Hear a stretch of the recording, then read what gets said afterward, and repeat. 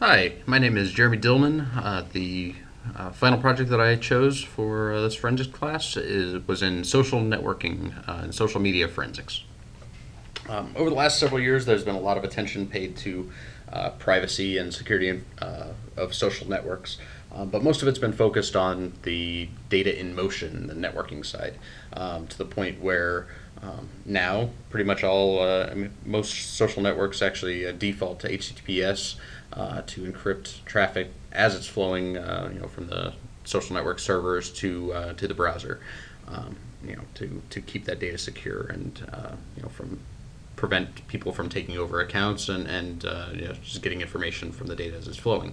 But there hasn't been a whole lot of attention paid to what types of social media information gets written to the user's hard drive. And obviously, there's less concern here because usually your hard drive is within your control and less susceptible to being snooped in. But obviously, from a forensics perspective, there's a lot of value that can come from being able to quickly and easily get information about a specific system and a user's activities on social networks.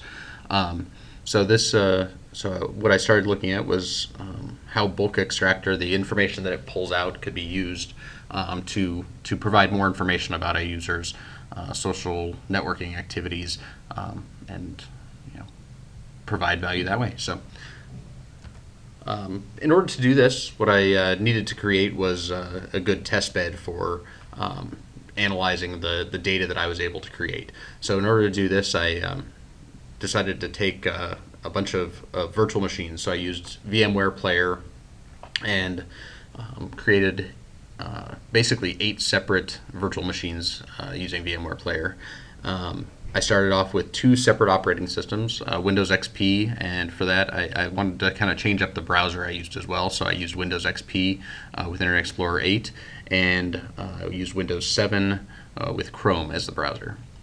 You chose these 2 operating systems because combined, I think they make up about 80% of the operating systems used out in the real world. So it would have been interesting to take a look at Linux operating system as well, but for the scope of this project, I wanted to go with things that were that a forensic investigator would be most likely to run into out in the field.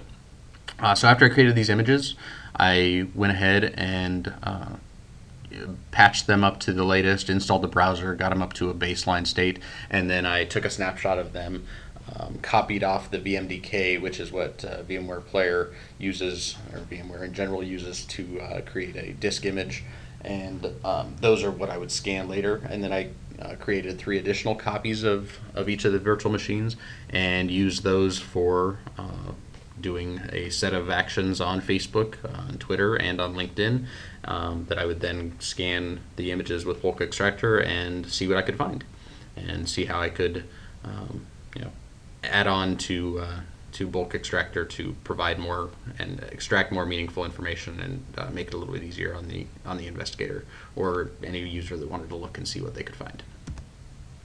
So in order to do this, I started thinking about what kind of actions and activities I would want to be able to look at, and what might typically get written out to disk by a social network in order to cache and run faster and be able to provide a more local experience with less latency. So I looked at typical actions, things like logging into the social network, viewing posts within a feed, actually interacting with a post. So in this case, either clicking on it or liking or favoriting it, commenting on it, tagging it, those sorts of actions. And then creating new posts themselves, whether that be a photo post, just a straight text post, or even adding things like events, videos, viewing and interacting with these things. And then also private messages, direct messages, viewing ads, and sharing links. And from there, let me tell you, if you ever want to have to get social networking overload, if you're already a user of social networks and want to force yourself to not find it as interesting anymore, do a project like this where you have a set number of tasks. This is all of the data that I recorded just from my activities on these social networks, in order to be able to go back and compare what I actually did to what the forensic analysis looks like, or was able to reveal. So we're going to go ahead and jump over to the tools that I use so you can show you how I went about this. To start out, when I was analyzing the images that I got off of the systems, I used Bulk Extractor Viewer and Bulk Extractor 1.2 on my Windows system. I'll go into a little detail later, but I did have to change that up when I started modifying the code due to some compilation issues I was having on Windows. So this is Bulk Extractor Viewer. It provides a good interface for running Bulk Extractor against images, providing a good little checkbox based GUI for setting up your command line. And then it also gives you a good interface to search through, although it is frustrating because you can't really copy anything that you find out of this, to go try to find a URL that you found and everything. So there were limitations, but all in all, it served its purpose well. So it's important to note that Bulk Extractor actually, by default, does have a Facebook ID detection capability, but that's about all that it has for social networking. Actually, that and Microsoft Live account, but that wasn't one of the focuses of my research here. The Facebook ID is actually very inadequate in my findings. You can see here this list was against a concatenation of all of my all 8 of the virtual machine images that I looked at, and these were all of the Facebook IDs that it identified. And the more interesting thing is that there are actually, in this whole list here of about 20 IDs, there are only 2 of them that are actual real Facebook IDs. You got this whole set up here of 1015, yada yada yada. Those are all just random links that happen to be prepended with ID equals in them in a Facebook URL, but don't correspond to any actual user IDs or anything. So clearly there was going to need to be a lot more that I was going to need to pull out and be able to detect and categorize in here. So what I started looking at was the URL.text output. This is every URL that is looked at that is detected by Bulk Extractor gets put into this file. I did go through all of these other output files. There is a JSON.txt file for some of the images, and that actually did have some valuable information. That's JavaScript object notation. But for the most part, anything I could get out of there, I could also get out of the URLs. So I didn't really focus a whole lot on that. So back to this list. These are all of the activities that I looked at, and I'm going to go ahead and focus on this one here that I have circled. So what I had here is this is all the information that I would record as I was going through the system and performing activities on the virtual machines. So I would record a username and then link or the text that I was looking at. I'm going to kind of rush because I tried recording this earlier once and it took about half an hour. And the video failed. So if I go too fast, I can provide you the paper that goes into a lot more detail on any of this. What I ended up doing though is if I did a search in here for, say, that username, Josh M. Stewart, nothing actually came up. So what I tried to do, and what obviously makes sense if you're used to working with databases, is that there's actually a unique ID, numeric ID that's also corresponding to any account. And so here, where I was recording, specific text user IDs, I needed to find a way to convert those into more meaningful user IDs that I could actually leverage. So what I needed to do was go use the APIs that each of these social networks provide. Facebook has its Open Graph, Twitter has its API, and LinkedIn was actually the most easy. But if you just go to graph.facebook.com/ the username, or actually any meaningful identifier, it'll actually give you a dump of all the information corresponding to that. So it made it very easy to get user IDs. So here I was able to get the numeric user ID. It's interesting to note if you go to Facebook user 4, you'll get Mark Zuckerberg. His user ID is number 4 on Facebook. So taking the user ID for Josh Stewart though and plugging it into bulk extractor, that's when I started getting more interesting information. So I started looking through this. Just to give you a quick detail, all of these URLs here all correspond to images that Josh Stewart posted on Facebook. These _q.jpg and _n.jpg, the q files are thumbnails of his profile image, and the _n are the mid-size versions of his profile image. So you'll find that both of these images that he posted, as well as the _n, I found as good ways of tracking down more information and good things to focus on when I was trying to narrow down the bulk extractor output.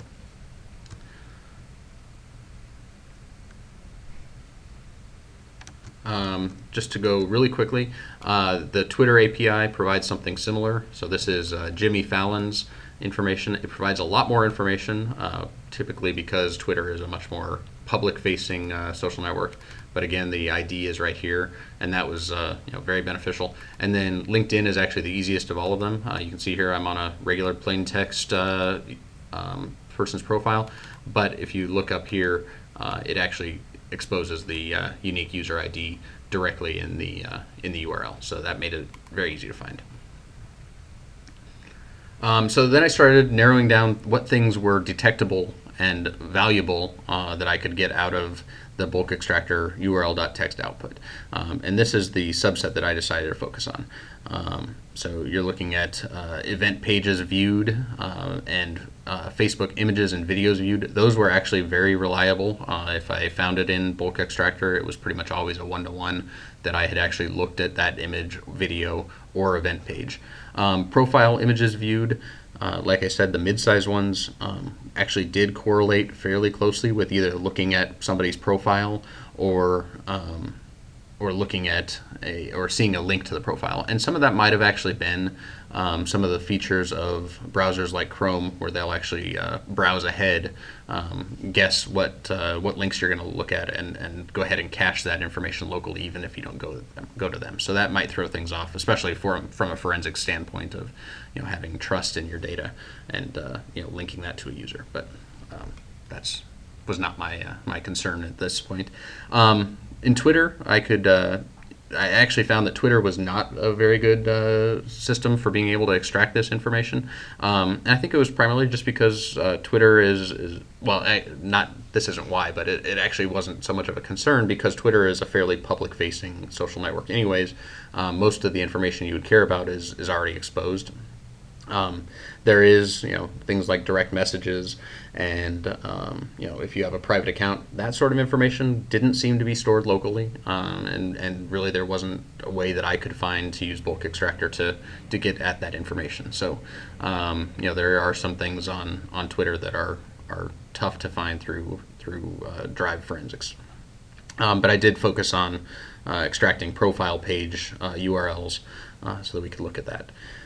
For LinkedIn, it was actually the easiest social network to scan. Usually there was a detail right in the URL itself that would tell you exactly what was going on. So if it was an invitation that we were looking at, an invitation for another user to connect, it would say invite. If it was a post that was liked on LinkedIn, it would say like. So it actually made it very easy to sort through, and this is a subset of the things that I decided to have bulk extractor focus on. So I'm going to go ahead and jump over now to my virtual machine. And what I had to do at this point was switch over to a Linux system. I had a whole lot of trouble once I started dealing with bulk extractor 1.3 beta 5, which is the one where I started, if I was going to be modifying and adding in capabilities, I wanted to add it into the latest and greatest rather than to an older version that might not help anyone down the road. So I started working with 1.3, but I ran into a lot of issues trying to get it to compile to Windows. So I wanted to use the same system that I'd been using all along for consistency's sake, but that wasn't possible. So at this point, I switched over and started doing everything in Linux, in Ubuntu in particular. So I'm going to go ahead. You can see I had run this right before here, but I'm going to go ahead and run bulk extractor against my this output file. And what this is it's actually a concatenation of all of the URL outputs from running bulk extractor against my large images. Obviously, if I wanted to run it against any one of those images, usually that took about 30 to 40 minutes against any one of them. This has a whole bunch of meaningful information from a URL perspective, good data to extract, but it'll run it in about a minute and a half. So I'm going to go ahead and kick this off and output all the data to urlcat.output, or my urlcat output file. This -z means it's going to blow away all the files that are there before and create a fresh set of output files. So while we're doing that, I'm going to go ahead and switch over to the source code so I can show you the modifications that I did. And in the source directory here of bulk extractor, there's a whole bunch of files, but the one that I'm going to focus on is actually scanemail.flex. And bulk extractor uses the Flex system in order to provide an easier interface for areas that are likely to be modified by a user. This data actually then gets compiled into this scanemail.cpp when it gets when you go to actually compile a code. So gives you a nice easy interface.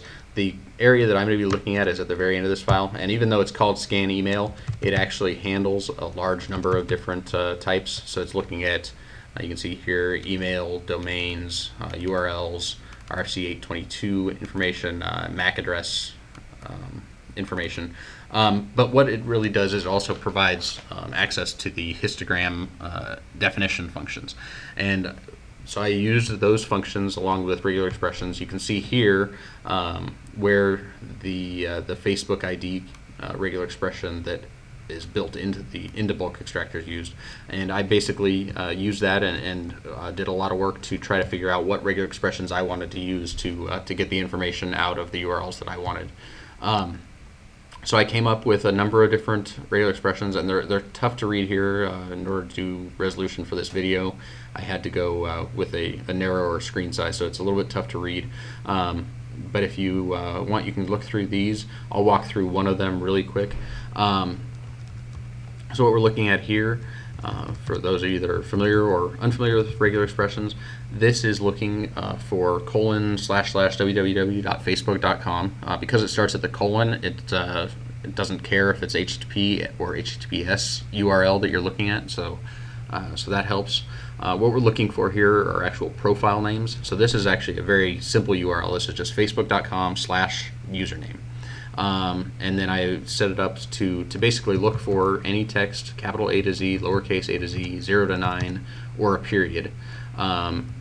And by wrapping it in parentheses, that makes it so that that's the information that's going to be extracted and put into the output file when we're looking at it.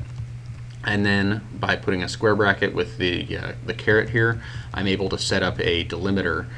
So basically, as soon as I run into any text that is not, that's what the caret does, that is not A to Z, capital A to Z, lowercase, or 0 to 9, or a period, then I know I'm at the end of my profile name. And so that's how this gets delimited and what gets put into it.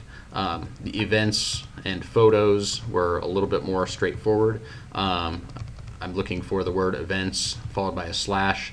In Facebook URLs, the digits that follow the slash or that follow the word events are the ID of a specific event, so it's very easy to go back to that URL. So I only wanted to extract the event ID. For photos, this V equals designates that it's a video. Photo.php, this period represents a question mark, although it's really a wildcard. Trying to escape a question mark was having issues when I was compiling. FBID then means it's a video or a photo. Scrolling down here a little bit more, I'm going to get into the Twitter areas. So the one Twitter file that I had, followed by 4 LinkedIn files.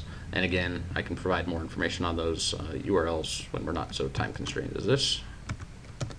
And then I can go ahead and switch back over to to the output. And so here you can see everything finished. So if I go ahead and switch into my URL cat output file and look at my URL underscore star, that's going to contain all of the files I created. And you can see that all of these files that I created actually have text or have data that was captured from the image or the text file that I had it scan. Like that, it again was directly from the images that I created earlier. So we'll go ahead, for the sake of time, I'll only look at the linked in ones actually, because they were had the most interesting information, I thought. So. And we start off with the LinkedIn invite IDs, and this one was actually very interesting because this had not only the user ID of whoever you were had been invited from this system, but it also had the first name and last name as part of the URL. So you can see here the 3 people that I sent invites to on LinkedIn as part of my test. Here we have the 2 different posts that I liked. Click the like button on as part of my test, and here are a number of different posts.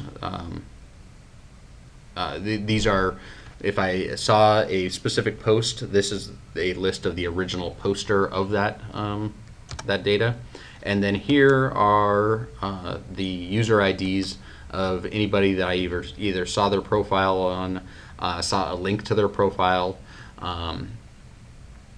What else? Actually, yeah, pretty much looked at their profile or saw a link to their profile, which is pretty much anybody I would be interacting with or their networks themselves. So there's a number of them here, but these are all valid IDs. I did quite a bit of spot checking in it, and it's actually pretty successful. So that's the output I have there. So these are a quick list of the files that I have, but there's a lot of very interesting information, and by taking the output of these files, somebody could really gain a lot of information about what a user happened to have been doing, and this kind of weeds out a lot of the junk information. That there are a lot of social networking links that look like they have value, but really don't point to much interesting information. So in this case, these files all contain data that's of value, been fairly well vetted, and of interest. So thank you very much, and let me know if you have any questions.